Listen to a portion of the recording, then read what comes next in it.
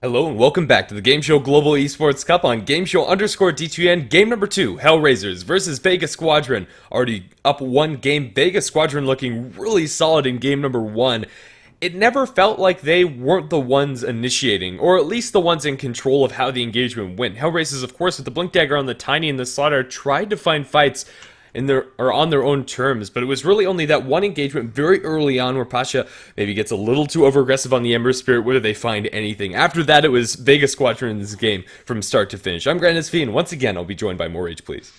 Yeah, we'll see if no IO ban once again coming out from Hellraisers, and we saw Vega utilize it very well despite not having a really telltale or textbook IO partner. So we'll see if they actually ban it out themselves here, and Hellraisers end up picking it up with the first pick, or if Vega go back for it. They will have two picks in a row in this one, so we'll see if they are able to get it.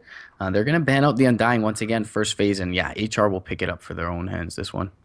Yeah, very interesting to see the priority on the Undying, but I think that's just fine. And again, we're going to see Mag's Darkseer and Pasha's Ember Spirit. This is Yeah. a terrifying duo for Vega Squadron. Even without the IO, I think this might even be a little bit better for them as Hellraisers pick up the Disruptor. Yeah, and with that Disruptor opening, this means Vega can get the Wyvern for themselves. So not only do they have the Darkseer and Ember, who are in a sense two counters to the IO plus one combo, and they can also grab the Wyvern on top of it if it's not already banned out. Hellraisers gonna take out Seema's Mag or Seema's Dazzle for this one, and yeah, understandably so. It combos up very nicely against the IO, and the Grave going to be there for the relocate if he's positioned well, could also be nice. But Tiny Band comes out for Vega, so he'll be taken away, of course, Tiny IO being very strong. And Ember is a little bit susceptible to this Disruptor as well. So we'll see if Pasha's just a little bit sharper in his play, but altogether, yeah, Vega looking real sharp as a unit in game one. I really do like the Disruptor pick by Hellraisers, though. It's a natural counter to the Ember Spirit with that long silence if you can lock them inside the kinetic field, and also in lane fares very well against the Darkseer. Also functioning as a Yeah. pseudo ban, it's very good against the IO too, but also works very well with the IO. But Vega gonna pick up the Gyrocopter as their safe lane farmer. This is already just such a scary draft with a lot of early fighting potential coming out from Vega. Yeah, call down, flat cannon, slight, vacuum, all really nice against IO plus one and good in close quarters. And Disruptor definitely wants to be a hero that somewhat is in close quarters with the Static Storm, Kinetic Field. But we'll see if Hellraisers go more again towards that thematic pick-off oriented lineup, and it seems like it could work out well for them. And we touch upon it all the time. Disruptor kind of a lot better in an aggressive posturing position than he is in the defensive one. I mean, he definitely has some tools to help to disengage, but specifically the glimpse, you want to be used that chasing down heroes and isolating them from the rest of their lineup, especially with heroes like the Ember who are elusive and the Darkseer who not only can surge teammates, but often will build into that mech for the team. So Hellraisers definitely want to be able to spread the engagements out a little bit and isolate heroes as Vega were able to do in this game one. But Vega already assembling a lineup with this Tricore that looks to fight together and in close quarters. So look for them to ball up and in that sense dissuade the relocates from coming in from Hellraisers. And no surprises, Winter Wyvern's going to follow up those first three for Vega. Naturally very synergistic with the Darkseer and the AoE they're able to pump out, but also against a lot of the IO partners. The Winter's Curse is amazing, and the Cold Embrace usually is enough to save the ally who's getting jumped, especially from a Wind Ranger. It's almost purely physical damage coming out from Hellraisers at this point. A little bit of magic thrown here and there. The Power Shot, the Static Charge, the ultimate from the Disruptor and the IO orbs, but primarily what they're going to be killing people with right now is the Wind Ranger's focus fire, and most of the IO partners that are available will also be doing about the same. Yeah, it really feels like Vega Squadron are in a situation where no matter how this game goes, if the early game is poor, they have amazing high ground defense. They're very good at abusing stacks and farming up inside the woods if you give them any space. If they're ahead, they're also very good at finding those pickoffs, and as you already mentioned, just the grouping power of Vega's insane. Hellraisers are playing a draft that is very finesse based. It's the opposite of what we saw in Yeah. the first game, but I'm not sure if they can pull it off. It feels like it's going to be very difficult given Vega Squadron's comfort heroes.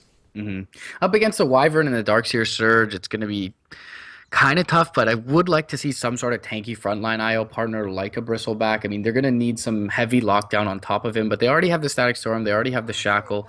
And yeah, they're actually going to pick up the Bristleback for HR here. I do really like this pickup. I feel like there was already kind of a pseudo counter to the Sven pickup with the Winter's Curse. I mean, he pops God Strength, and you drop a Winter's Curse on any of his allies, and he is going to blow them up, especially if it's that Wind Ranger who does want to rely on her win run being there. So I like this frontliner pickup with the IO. I feel like Vega were already very well equipped to deal with both the CK and the Sven there, but we'll see what they round out their lineup with. Still looking for kind of that off laner, and it is going to have to be some sort of a tempo controlling off laner. I don't mind the Beastmaster for Hellraisers. They have the relocate on top of it with the Wind Ranger, so with the Hawk Vision there, and that 3 to 4 second scaling single target lockdown is very nice against the Ember Spirit. Yeah, I really do like the Bristle, and for Havost in general, just a hero that matches his Yeah. playstyle, especially when you have the IO. And I do like that Beastmaster round out their lineup. I still don't think it makes their lineup necessarily better than Vega's, though. Yeah. And we'll have to see how Vega are going to finish this off. But their first 4 heroes are just so terrifying. I'm not sure if Hellraisers are well equipped for this, but the advantage for them is if they get ahead, they have a very scary lineup when they have map control, and especially if the Bristleback's able to farm up some ancients here and there. Hellraisers do have avenues to get that lead early. Yeah, I mean Vega.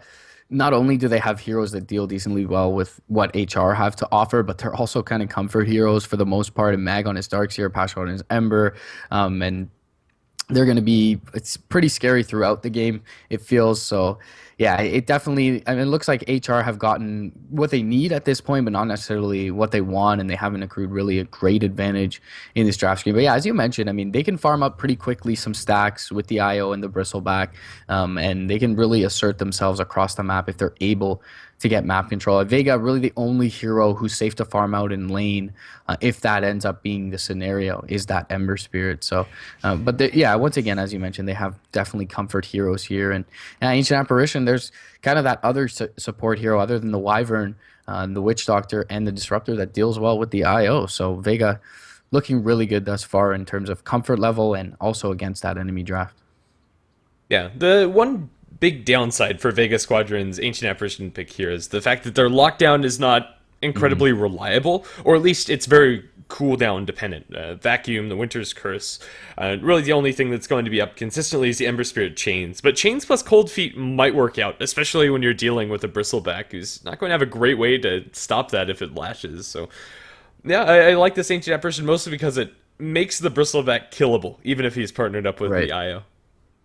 Yeah, and yeah, you did mention it. They're going to be a bit cooldown dependent, a little bit lacking catch, but farm on both these supports will be really nice. And before they get up, at least their levels, Hellraisers is going to be a little bit hard pressed to create pressure across the map. I mean, Disruptor, he's not the greatest poker in lane, and Wind Ranger will do just fine by her lonesome, but none of them are really going to pressure the safe laner too much. And I feel like in that sense, AA and Winter Wyvern can look to find their levels and their rotations. But Hellraiser is going to go for somewhat of a comfort pick, especially CIS region, and going to pick up the clock and odes to Mag here, perhaps, and maybe see how they can get it off the ground up against him.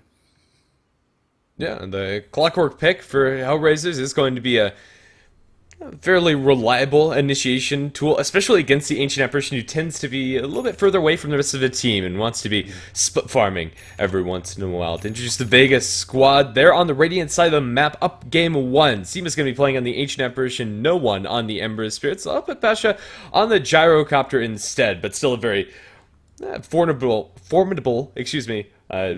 hero player combination. Mag's going to be on his Darkseer, already going towards top lane, which will leave us our last hero, the Winter Wyvern, which will be handled, by Solo. Yeah. Over in the off lane for Hellraisers on the Dire side, already going to drop a little bit of camp blocking and some deep vision for himself will be Shotchlow. Picking up that Clockwork over towards the safe lane, Afo Ninja is going to pick up that Wind Ranger, and towards the mid, we're going to have YOLO Warrior picking up the Disruptor alongside Goddamn on his Wisp, and that's going to leave Havost on the Bristleback. Looks like they're going to throw Havost as well as Goddamn into the mid lane for Hellraisers. Against the Ember Spirit, I think that's a fine choice. Ember Spirit really does struggle against that lane.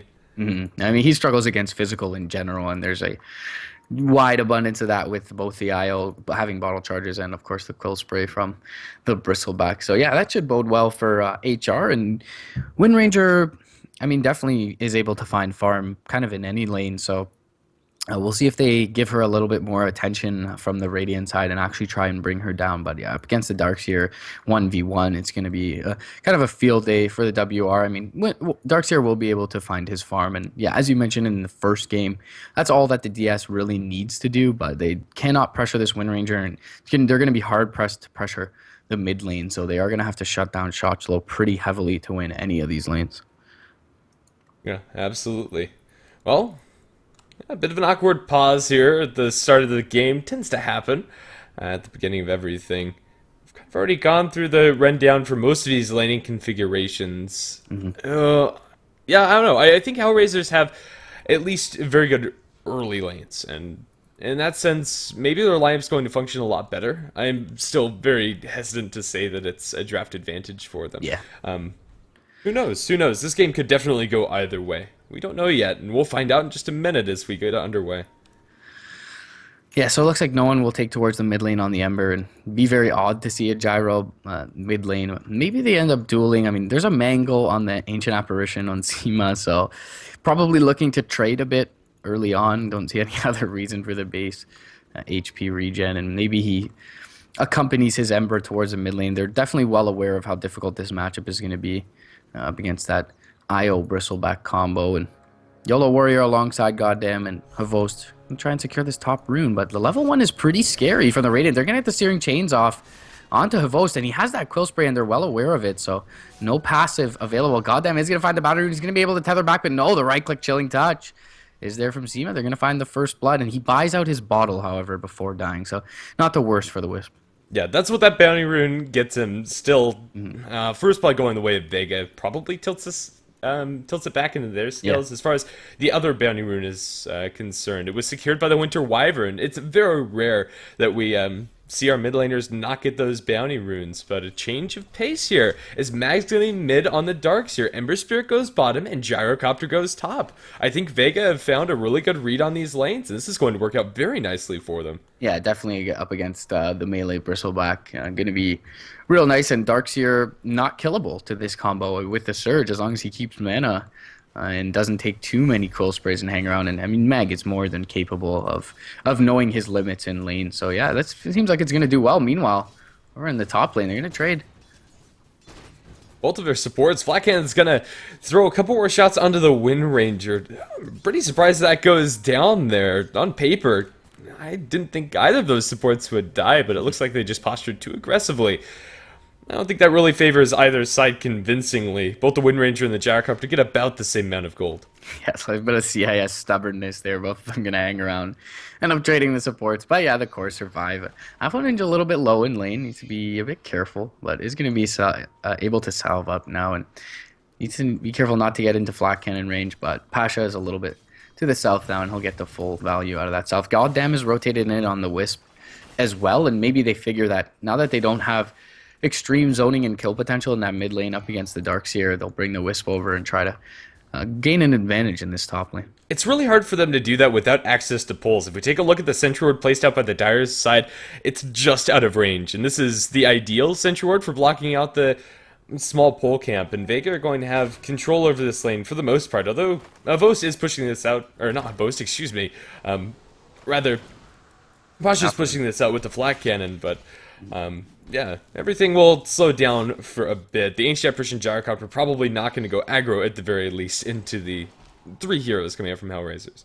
Fortunately, Disruptor just level 1 there, not able to glimpse back that Gyrocopter, but will be able to gain his level 2. And there was a D-Ward from Goddamn, and he's going to take away their vision as well and pick himself up a little bit of gold. Disruptor does have enough for that glimpse now, but they're actually going to turn it with the Chilling Touch and the Rocket Barrage. Very potent early game duo here in the AA Gyrocopter, and back him off for now. But the sustain is there onto Goddamn, and YOLO has both a Thunderclap and a Glimpse if he wants it at this point, but still is very, very squishy if they get on top of him. Vortex plus the Rocket Barrage. My goodness, that damage. Gyrocopter is going to be able to get that kill with the help of the Ancient Apparition. before he's able to get that glimpse off, the Splinter Blast onto the Wind Ranger. Also in a little bit of trouble with the Wind Run, will be able to keep her distance, and now turn for a Shackle, catches on to both Seema as well as Solo. The right-click damage to the Ancient Apparition almost enough, pops his stick, survives on 20 HP. The Wind Ranger is going to back off. The Splinter Blast not lethal with the overcharge from the IO. A lot of traded blows. The only casualty is that Disruptor very early on. And speaking of traded blows, the Bristleback and the Darks here have been doing that quite a lot in this mid lane. 21-3, despite being against a worse lane than the Ember Spirit. Host is still farming very well. Yeah, no one gonna posture aggressively onto Shotslow here, and got pretty low, able to salve up though. But Shotslow gonna find a little bit more farm than he anticipated early on, and Clockwork being there can help out the Wind Ranger in isolating her target for her, so that'll be nice. Meanwhile, speaking of that Wind Ranger, Arctic Burn gonna go out off the Afro Ninja, and he's got no regen left. Needs to be a little careful. His Disruptor also completely pretty much out of mana and HP at this point, and the Radiant have vision of both of these heroes, so look for them to continue to get aggressive here. The Wyvern a little bit low on mana, gonna look to poke around from the backside, but TP's now inbound from the Wisp, and Flat Cannon trying to bring Afro Ninja low. Splinter Blast will be there, but only the level 1 will keep the Wind Ranger safe for now. And maybe that even helps goddamn a little bit more, taking the damage on the Wisp to be able to heal up Affinage. The salve was bought by the Wind Ranger, and now has been delivered by the IO, operating as a little bit of a courier, but everybody's going to be sustained because of this rotation. The Wind Ranger compared to the Gyrocopter and Farm, Wind Ranger actually has a slight edge, mostly due to the fact that she has a range advantage, and getting that one kill onto the Ancient Apparition is going to help her out quite a lot. They're going to open up on the Gyrocopter. Still, the magic damage is huge. The Rocket Barrage is going to drop Afro Ninja low. They'll sustain with goddamn the Chilling Touch is no joke. They'll throw a couple more shots. Goddamn Icy Vortex auto attack. Ancient Apparition gets it at the cost of his own life. The tower shots. One more is going to be lethal. The Ancient Apparition will fall 4-2. We've been spending so much time in this top lane for good reason. Oh, power shot, nicely sniped. Wind Ranger is going to be able to bring down Pasha. We haven't been able to talk about this mid lane and bottom lane nearly as much, but my goodness, so much aggressive posturing. This is kind of what happens when you don't have supports that are very good at opening up, but very good at punishing bad positioning by the enemy side. Everybody's just dancing around each other, and it seems to be fairly even. Yeah, and Vega have been pretty good about not giving any shackle opportunities over to the Wind Ranger, but they just trade for far too long, and the sustain advantage certainly goes to HR's side. So with the Cold Embrace, I'm not really being up too often. Winter Wyvern, pretty costly spells early on, pretty much only able to use one of them each, and yeah, so things looking good overall in that top lane for HR's side. But yeah, the mid lane, I mean, not only has the Darkseer been able to find just as much farm as the Bristle, he's been able to constantly stack up the jungle. Cheslow, as well as Noah, are going to go for the fight for the Bounty Rune, and the Ember Spirit will win. Ancient Apparition dropping very low will TP away from the Bristleback as they're contesting for his top rune, snagged by the Winter Wyvern as Vega get both. And now Winter Wyvern, level 3, probably can't do very much except for get intel, and it looks like he's going to try and do just that. Maybe checks out a couple of these stacks, but yeah, just going to go towards that mid lane. Oh no, Boast walks down to the low ground. They think about it. They'll think better of it. They don't know where the IO is, and although goddamn isn't close by and can't back him up, they won't make it go into this perspective. It does a stupid amount of damage if you're not careful. Yeah. I mean, he walked close to the creep, and if they fire the Splinter Blast right away with the Arctic Burn, they probably have kill potential, but yeah, not unaware where the IO is at the moment, and TPs are going to be inbound to the mid lane from said IO, so going to keep that Bristle safe for now. Mag has returned over to this off lane, and they are going to swap up the Ember Spirit, now feeling like he has more than enough tools at his disposal with the Remnant available to be able to sustain himself in lane here. So very interesting laning choice early from Vega, and they haven't been punished for it. In fact, it seemed to work out pretty well for them thus far. Goddamn going to catch a glimpse, or Mag going to catch a glimpse of Goddamn, but we'll back off into the fog. And it looks like after that early start for the Ember Spirit, they're going to now shake up their lanes and go back to the original configuration that we expected. The Darkseer's farming up inside the woods. Ember Spirit can stand his ground against the Bristleback. Both heroes level 7. He's actually going to run aggressively onto goddamn the burn damage of the Iron Shell Flame Guard. And the IO is going to go down. That is crazy. We talk a lot about that synergy between Darkseer and Ember Spirit, but it's usually not that explosive. IO, like, went pop. He was gone in just a matter of seconds. Yeah, both level 4 on those abilities, and don't get to see it all that often, but certainly working out for them there. Goddamn, trying to find a little space towards picking up his relocate there in the mid lane as Vost looks to go farm stacks, and yeah, he's going to leave himself vulnerable, so very good on Vega to recognize that, and they'll be able to pick themselves up a kill here. 5-3. Vega starting to pull back towards kind of the advantage that was accrued by HR early on. Still, Ember the win Spirit rate is top in, finds so- another. This time it's a Disruptor, and he's going to be glimpsed back to safety, it seems. No one finds 2 free kills on the supports. This is something that Ember Spirit, although he is very good at finding those solo pickups with the magic damage that comes from the levels that he's picked up, it's not something he can rely upon. It is going to help accelerate him inside this game, only a little bit behind Havost. Yep. Yeah, momentum for Ember Spirit is second to none, really, and he's going to be able to pick up an early set of drums here. He's only about 350 gold away from that, so no one can definitely start to get active, and Mag is going to start to pick up his items as well. Shochlo, though, on the other side, has an early blade mail soon to be picked up, only about the broadsword away from that, so level 7 on the clock is going to base now and can make use of this hook shot. We'll see where the target is at. I mean, mid lane, definitely not an easy kill for no one, and Gyrocopter, not a hero that you want to dive into either unless you force big rotations over. So we'll see if HR group up as 5 here. They're going to ping around in their jungle and maybe look to assemble as a team. Yeah, despite having that maxed out battery slot, he just hasn't found those openings. Once he has the blade mail, though, jumping onto the Gyrocopter is a lot easier for him. But if he jumps in now, Gyrocopter will probably just pop the call down, pop the rock barrage, and Clockwork's going to die, even though battery assault's good in close proximity. Rock barrage is just a little bit better. Mag is going to drop the wall right to the IO. They'll chase forward for a Vost. Hook shot in onto the Ember Spirit. No one's going to get turned around upon. He does have vision applied by that Thunderstrike, but Disruptor's just too far away. Only 2 points in this glimpse. And YOLO Warrior not going to be able to find that angle. 7-3. Again, it's a situation where Vega are starting to pick up so many kills, but the difference being, Havost is getting a lot more farm than game number 1. They're going to jump down into that bottom area again. Havost walks into the wall, tries for the quills onto no one. The cogs, the kinetic field, are walling off the enemy's side. Batteries will be popped as they go for Mag. Mag is getting constantly mini-stunned, is going to look for a vacuum, does not connect. In the meantime, Ember Spirit's going to be able to jump into Boast.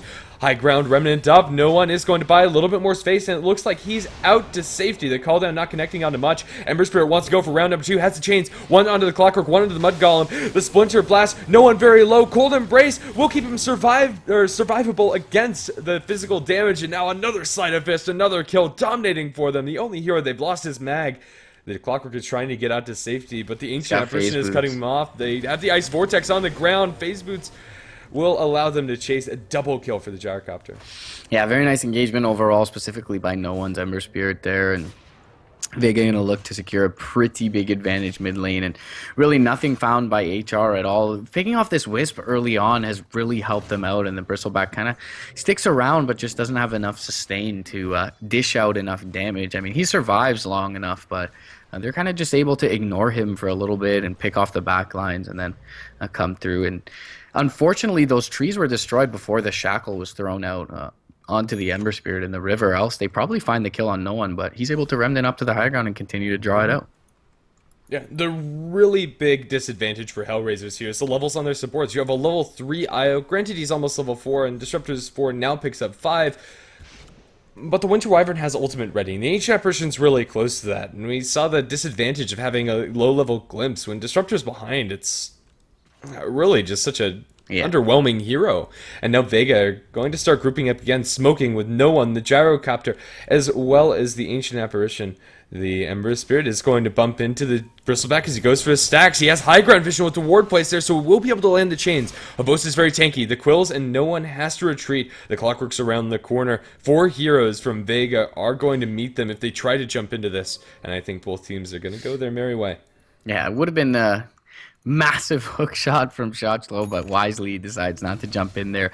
If they had the Disruptor level 6 coming through, definitely it looks like an opening that you can go for, but yeah, I mean, Vega are well aware that that's unavailable yet, so willing to jump up, and as you mentioned, having that vision high ground going to help them out. Meanwhile, though, they do force, as they force their rotation over on the east side, Offo Ninja will find that tier 1 in the they see offlane. Clockwork, slight chains, Remnant forward with the Iron Shell Flame Guard again. They'll be able to bring down the Clock.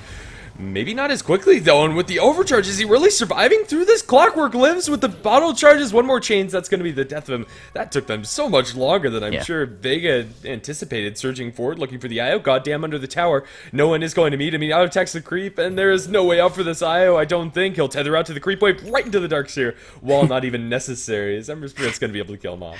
That was cute. Darkseer just waiting with open arms. Come to me, you little ball of joy. And yeah, I mean, no one, that probably could have gone worse, but he did have the regen rune after kind of expending his entire dual kit to bring down that clockwork, and at level 1 overcharge, the value point doing a lot of work for the IO with the damage reduction. But overall, Vegas just once again seems like they're just kind of able to assert themselves across the map, and HR have been a little bit spread out, and they want to be finding pickoffs with their hook shot, with their glimpse, with their relocate, which is still not on the field and actually well off the field, but they haven't just been able to do Clockwork, so. bottom lane. Looks like they want to set up onto Pasha, but the Ember Spirit's right behind them. No one is going to get shackled to a tree, but the Rocket Brush damage, they'll be able to bring down the Wind Ranger. Looked like Hellraisers were trying to set up a kill of their own, but now Habos is in the middle of the entire enemy group. He is dropping a lot of quill stacks onto them. Can they bring down this Bristleback? It is so very hard. The quills, Gyrocopter not going to die. Cold Embrace Stop will survive with 6 stacks. The Clockwork's Winter Blast is going to bring him down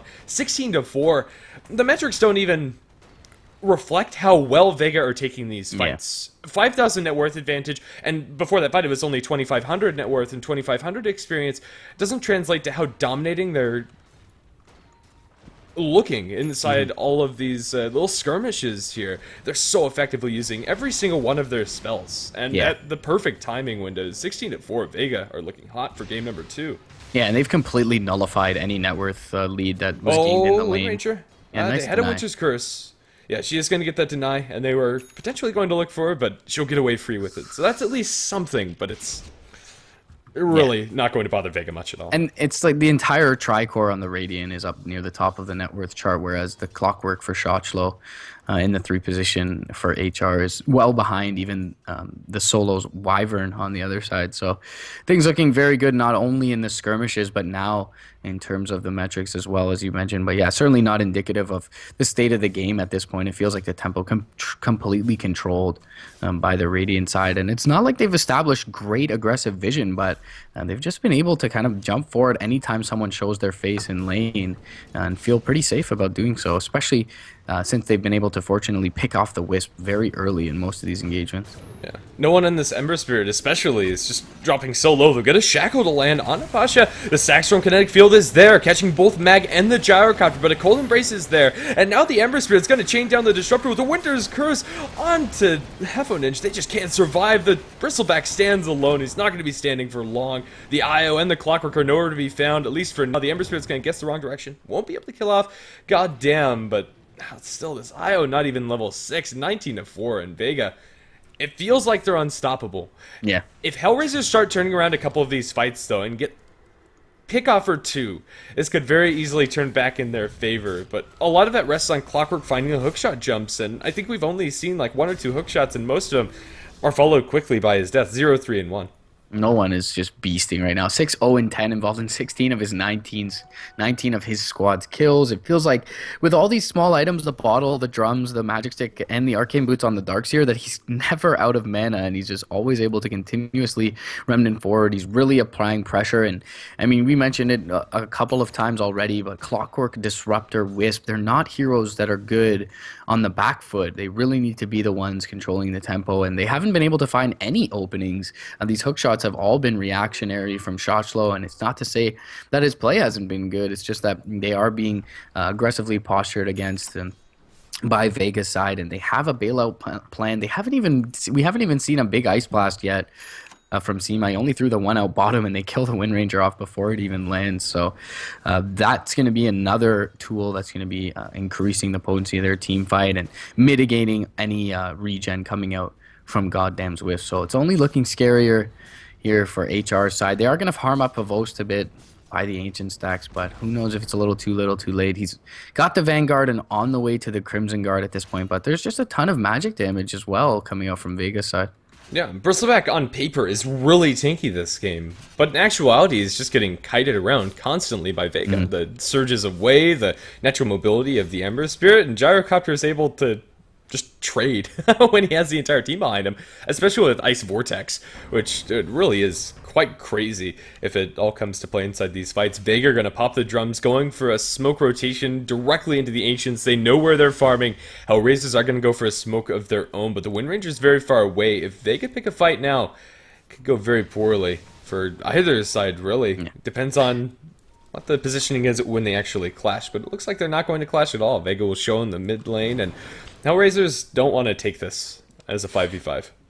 Yeah, I mean, no one feels good to be far forward, and perhaps he gets caught with a Static Storm kinetic field, but they have the call down, they have the Winter's Curse on top of that, and maybe even they get the Surge off from Mag to get him out of the distance of the kinetic field beforehand, and they're already going to pressure this tier 2, and it seems like the dire side want none of this. They're going to catch an Ice Blast bottom and TP inbound, actually. It's only from one hero, though, and Mag's going to have to cancel that as the tower does go down. So his comrades cannot join him. They get a tier 2 in the mid lane, though, and they seem more than content with that. And with the Ion Shell and double damage rune on no one, they may as well throw some chip damage here. But yeah, feeling like it's a little bit early to jump up high ground. No vision there. Solo going to be stalked here, but vision is going to be a little bit too slim for the dire side to go in. Yeah, Clockwork's just not in a situation where he can make that jump, and Hellraisers, every time they get something better is going there for Vega. 19-4, especially when it comes to these kill trades. They almost have the Blade Mail on the Clockwork. The Wind Ranger does have her Aghanim Scepter complete, and the Crimson Guard is done for Havost. It feels like these items just aren't adding up to nearly as much as Vega's next round of pickups, though. Yeah. And even with these pickups, Vega are more than comfortable taking these exchanges. The Winter Wyvern, is that a full Glimmer Cape? That's insane compared to the enemy's side. She's only about 1,600 gold behind the Wind Ranger. Yeah, and if Wind Ranger doesn't even really feel like a threat at this point. I mean, the Bristleback does, but as you mentioned, they've been effectively able to kite him around in all of these engagements and just deal with everyone else beforehand. Windrun hasn't really saved the Wind Ranger from much. We've yet to see a big Winter's Curse, Vacuum, Ice Blast combo, and that makes it ever the more scary. There's a call down on top of that as well, and Ember Spirit's starting to find his levels, is only 1 point off having that 444, so really starting to hit his stride and gonna have his Battle Fury in about 1,100 gold, so it's only getting scarier for HR. And yeah, as you mentioned, as soon as they pick up these key items, it feels like there's just one more on the opposite side of the field. And yeah, Pasha going to continue to widen the gap, farming up these Ancients and going to pick up that BKB. And he feels pretty unkillable once that's the case. It's another situation where Vega are super far ahead at this point, but they don't need to risk it, and they don't need to give Hellraisers anything, because their late game power is absurd. Granted, Ember Spirit and Gyrocopter tend to be more spread damage carries, but when you have the Darkseer in combination with that, it doesn't matter, especially with the Ice Blaster good. Winter Wyvern is an incredibly good late game support. Right now, Solo's going to pick a fight with a Vost. He's going to call the bluff, gets chained down to the 4. Bristleback is still reasonably healthy. Glimmer Cape Papa, the Winter Wyvern, is their way to catch out Solo. He's going to juke towards the north, is not going to be spotted out until he walks right over the Wind Ranger, but the Gyrocopter gets a double kill as he mops up both supports. Shackle down, Solo's going to survive with the mechanism popped by Mag, and the Clockwork Cogs are there, but a Winter's Curse is going to drop him low. Gyrocopter's taking a lot of damage from that Blade Mail, but Clockwork can't even get that kill. 4 heroes hit the deck for nothing in trade as Gyrocopter is able to limp out of there with his life, and Vega... they might even put some high ground damage here. I don't think they outright take it, but then again, maybe. Yeah, I mean, once again, we see the virtues of them being in the controlling role for the Radiant side. They forced out a defensive Static Storm, and it only catches one hero who already had his Rocket Barrage popping off, and he's able to kill one of the supports in the backlines already, while the other side, on the east side, the engagement was a 3v2 in the favor of Vega, and they're able to even keep up the Gyrocopter, who is well out of position. And now that he has that BKB, that one-man Static Storm will be even less effective against the Gyrocopter. So yeah, I mean, Vega are just playing it perfectly at this point. They're not risking too much, just waiting to seize the proper opportunities and forcing out bad ultimates. Mid lane, Ice Blast is going to land on Havost, but no follow-up just yet. And 23-4, this game feeling like a lot more of an advantage for Vega than it did in game 1, and Vega was able to close that one out fairly quickly. So we'll see how they're able to assert their dominance here. The Roche Pit Sneak, though, is a play that HR can use to get back into this one, and with the Nasal Goo level 3 and the Focus Fire, they should be able to drop this pretty quickly, but it seems like the Radiant are privy to this. And Ember Spirit's around the corner, and now with the Fire Spirit inside the pit, Hellraisers need to back up, but a hasted Darkseer is coming in. 4-man vacuum. Static Storm's on the deck, but then Sleight of Fist. God damn, and the Clockwork are going to be dropped so low. The Io's able to get out of there, and Matt gets bounced back by the Cogs. With a Cold Embrace, the Bristleback can't kill him, and now the Ice Blast connects on a Habost. They'll defensively relocate one out of there. Habost trying for the TP, will survive. It could have gone a lot worse for Hellraisers. That initial initiation coming out from Mag with the Sleight of Fist on top. I thought it was all over from there, but oh, poor Io. Yeah, that's going to be the third kill. No way to save his life. yeah, it's going to be Roshan as well. And yeah, the Radiant side just continuing to show their 5-man potency here. That even Mag, who was essentially caught out from the high ground from no one, got shackled onto a tree and completely, entire duration focus fire, was able to get that mech off just after the shackle or the Guardian's Greaves off just after the shackle duration, and keeps him and the entire lineup healthy and continuing to fight. Vos is even lucky to be able to TP out there, so they'll take this Roshan. They want to come back into fight here, but now with an Aegis and still a lot of their cooldowns available, they're going to look to fight for it. Sleight of Fist, Searing Chains, their 10-second BKB, vacuum onto 2. The Ice Blast is going to connect onto both of them. It's going to immediately pop the Disruptor. The Bristleback will follow soon after. Sleight of Fist finishes off, goddamn, and the GG is called. And they'll make it a 5-man wipe before the Ancient falls, just for good measure. Vega looking to continue their sharp execution from game 1, looking even better here with the Ember in the hands of no one. Vega are playing so well against Hellraisers, and they're giving Hellraisers a lot of respect. They're not taking any risks that are unnecessary, but they have complete control of the map, and every single one of these fights has just been performed at a very high level. It's a pleasure to watch, and we'll have to see if Hellraisers can come back in game number 3. If they don't do something to change Vega Squadron's game plan, I don't think that's going to happen. I don't think you can give them this Ember Spirit and Darkseer, and let alone everything else. I think Hellraisers need to pull out some sort of pocket pick or something crazy. Yeah, they definitely, I mean, you touched upon it yesterday. You definitely need to take a team who's widely considered to be a higher skill than you, much out of their comfort zone to have any chance. And not only have Vega been in their comfort zone, but they've had picks that counter HR's lineup in addition. So you're definitely going to have to move them well outside the box in this third game. But 2-0 for Vega going into game 3. Game number 3 coming up next. See you there.